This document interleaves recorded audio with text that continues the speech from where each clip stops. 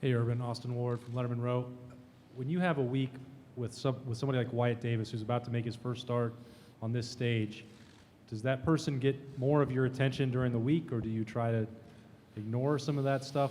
How do you handle him going into something like this? No, they get a lot of attention, and more attention from their line coach, obviously, and Kevin Wilson's knee-deep in that.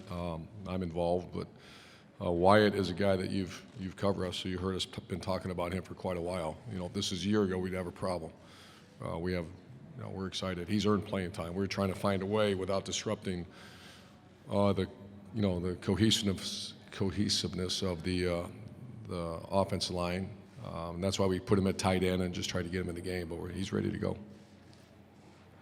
Here we go. Go to our back on the left.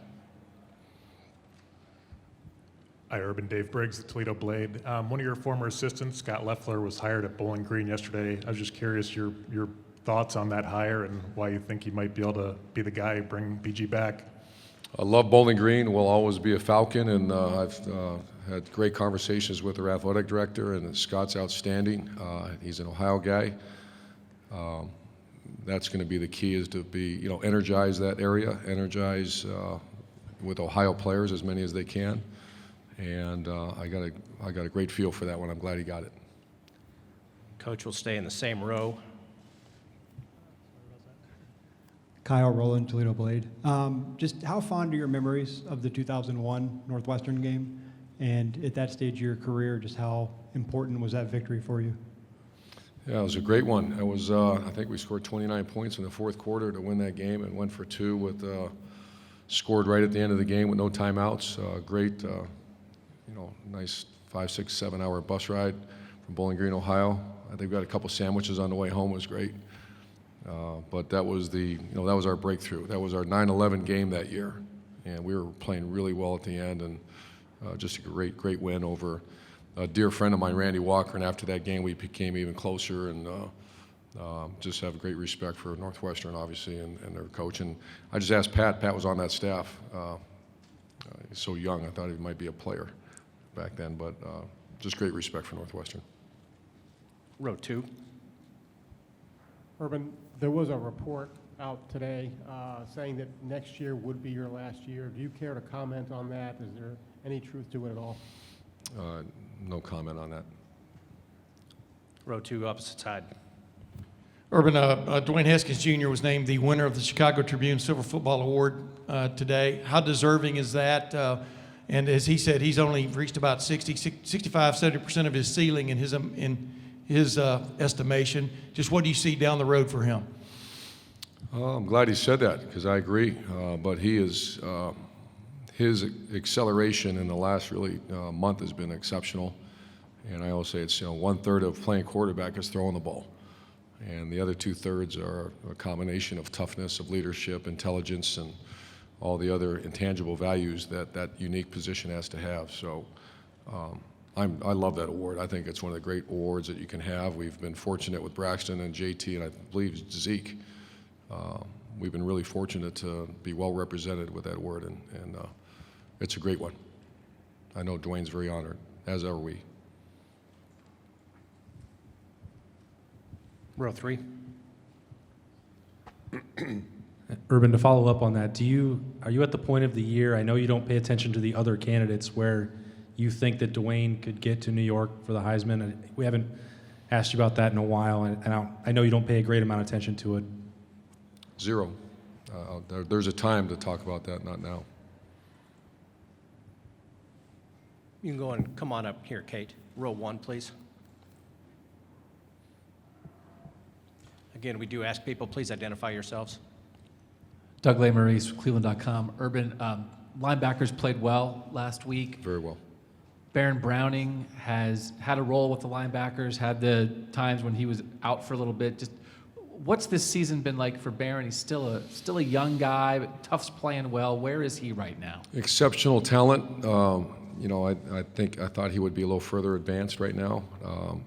And we want to play him. He deserves to play, and I anticipate he'll play a lot tomorrow.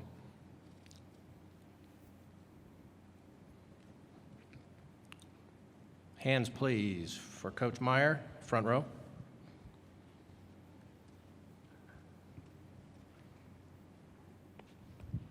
Urban, Dan Hope from 11 Warriors. Just, you asked a report earlier today. All season long, you've had, people reporting things, different things that have been distractions. How have you made sure that you've kept yourself focused and not allowed any of those things to affect your preparation for a game like tomorrow?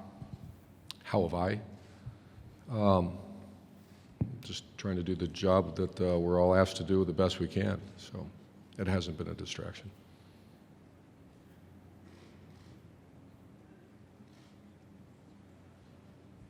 Row 2. Hey, Urban, Teddy Greenstein, Chicago Tribune.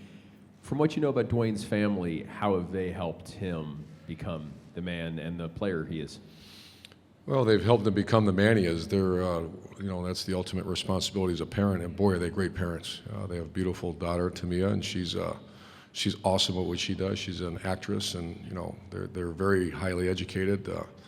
They invest a lot of money in their children. They send them to as good a school as you can, even move in their family so they could receive that education. My conversations with his mother and father have always been about academics and about how, sometime this football gig's going to be over. And I can't say enough about those people. I love them. They are family.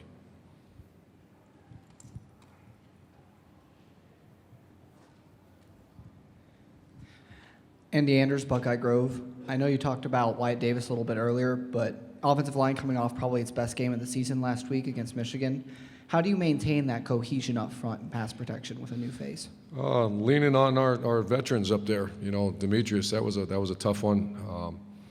But he'll be playing right next to Isaiah and right next to Michael Jordan, and those are veteran guys. And, the one thing, when the foot hits the ball and you're out there playing, there's no coach around. So coaching becomes very overrated at that point. So you rely on the leadership of those guys. He's around veteran players. The expectation level is not going to change, and he's performed very well in practice. Tim May, Columbus Dispatch again. Coach Meyer, can you tell during a week of practice, the last 2 weeks especially, a progress by your defense that you think will carry over into Saturday night? At times you can, and then other times you're shocked because you think your practice is great and it doesn't show up on the field. So I'd say we batting about 80% when I see him practice. I expect the expectation level is very high, and it usually becomes that. It usually shows up. I have seen great progress. Obviously, we took a significant backward step against Maryland, but other than that, you look at, even though Nebraska wasn't perfect, it was a step in the right direction. Michigan State was a step in the right direction, and then a bad one, and then we gave some points in the fourth quarter, but I thought against the team up north, they kept a very talented team in check for most of the night. Urban, Ari Wasserman, The Athletic. You guys have recruited a tremendous amount of speed over the years to this roster. You're playing a game indoors on a track that they run the NFL Combine on. Do you buy that fast tracks are a thing? Can your team play faster indoors on a track like this? We have some fast guys, and it's no secret that that's one of our principles of offensive football is get fast guys in space, and that'll be part of it tomorrow. We're playing a team that also believes in not allowing that to happen, and that's been countless hours trying to figure out how to do that because they don't give up many big hits. They just don't. You look at statistics, and they just don't do that. They also were up 17-0 on our rivals and keeping them in check, and I think they came back and won 2017. So we like fast tracks, but it's going to be a chess match and a challenge and a way to get our guys in space against this defense. Go back to back right here on the aisle. Hey, Urban, Adam Rittenberg with ESPN. Ryan Day's a guy who's come up in conversation for other jobs. I'm just curious how you handle that as a head coach, whether you talk to him about it, hey, nothing until after the game. How do you kind of handle that as his boss? Well, I've had a lot of experience with that. We've had, tremendous amount of guys go on to become great head coaches. Ryan Day is elite. I've said that many, many times, and there'll be a time and a space. Certainly now is not that time, and this week's not this time, but there'll be a time. Austin Ward, Letterman Row. Urban, you talked earlier in the week about how unique the preparation is for your rivalry game. When you follow it up with this for a championship, is it tougher to move on physically or mentally with your team to get ready after everything you poured into last Saturday? Well, we've had a few years of experience with it. That's a great question, and that's, I remember when I was at Florida, we played Florida State right before the SEC championship, and usually those are just chaos games. And then this one, obviously, every time we play our rival, it's just the players you play against, the wear and tear. So our offensive line played 95 plays, 105 plays, and then they played their rival. And so we had to be very judicious on putting our kids in harm's way, and we're trying to get a right guard ready to start for the first time. So those are all the things that we'll find out how we did, but that was, your question occupies a lot of time and thought. First row.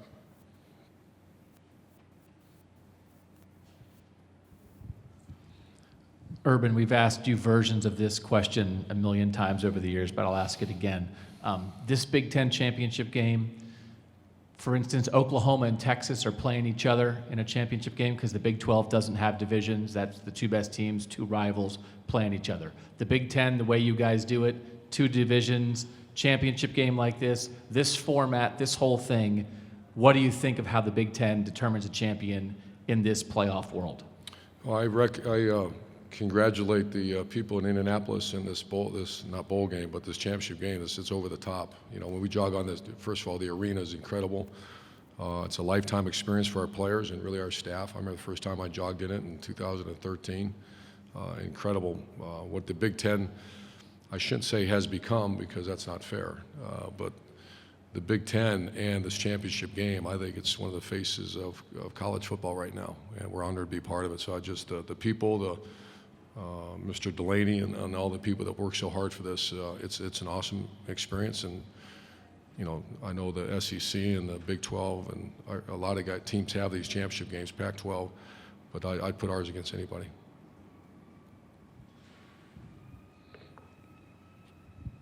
Hey, Urban, Ivan Mazel of ESPN.com. A few minutes ago, Pat said he thinks some balance needs to be restored, offense versus defense. Is there something that can be done with the rules or in any other way to combat fast guys in space? And should there be? Rules to keep the scores down or something like that?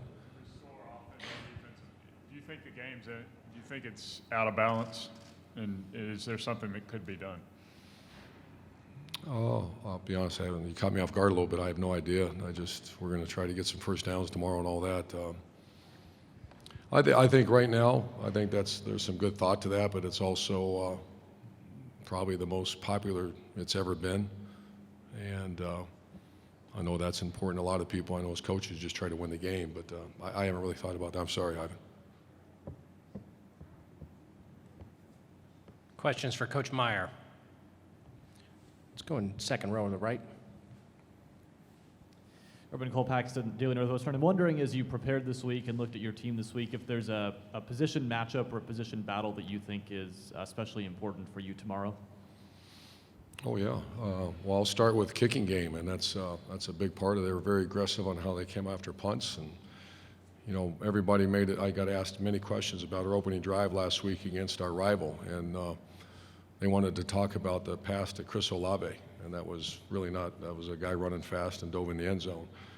I'd rather talk about our kickoff team that went down there and tackled an elite athlete, number one for our rival, held him inside, I believe, the 20-yard line. We were 3'd and out, and we had a 22-yard punt return, and the offense started on the midfield, and that's how we try to operate. So the matchup I see, number one, is the field position matchup, especially against this team never has penalties. Very disciplined, very few fumbles, and that's why the matchup to me is going to be field position in this game. And most championship games it is. Row two. Tim May, Columbus Dispatch. Urban, how uncomfortable is it, though, because we asked you some questions on Monday, obviously, about this, but for people out there speculating that not only do you guys need to win, but you need to put on a great show on Saturday night to have a chance in the college football playoff selection committee's thinking. How uncomfortable is that to deal with? I only deal with it when you ask me, so it's not uncomfortable. I can understand and appreciate it, but there's zero conversation in there about it. We're going to go row one here.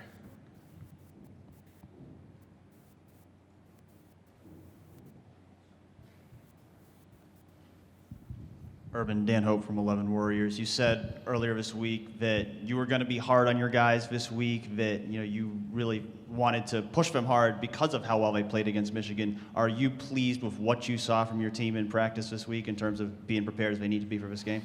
Yeah, let's be hard on them, be fresh, and be mentally prepared, and I think we're there. Obviously, the foot hits the ball tomorrow at 8 o'clock, so we still have a lot of time, but I like where we're at.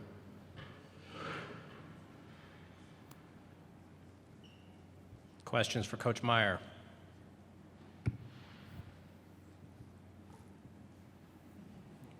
Row 2. Bill Rabinowitz from the Dispatch. Just want to make sure that there are no new injuries. Everyone's healthy. Is that true? Good to go.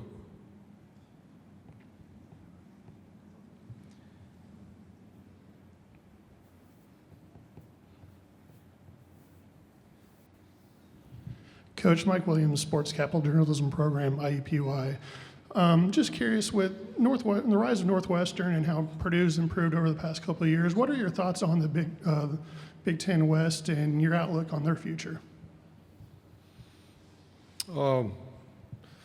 Obviously, we have our overlap games, and we've had some tough ones here in the last few years, so I like to use that R word a lot, the respect factor, and once again, I apologize. I just don't spend much time thinking about it. It's week to week, and it's hard for us to separate the East and the West. It's just week to week, get ready to go play and find out who's healthy. But I think there's some fine teams. I tell you what, the Nebraska coach and Nebraska team are going to be. You can see what's happening there. We got them. They're going to be very good, and obviously Purdue was outstanding, and so there's some very good teams over there. Questions for Coach Meyer? Before we give Coach an early exit, we'll ask one more time for any questions. That's a wrap. 3, 2, 1. Coach, you've got an early afternoon. Congratulations and good luck.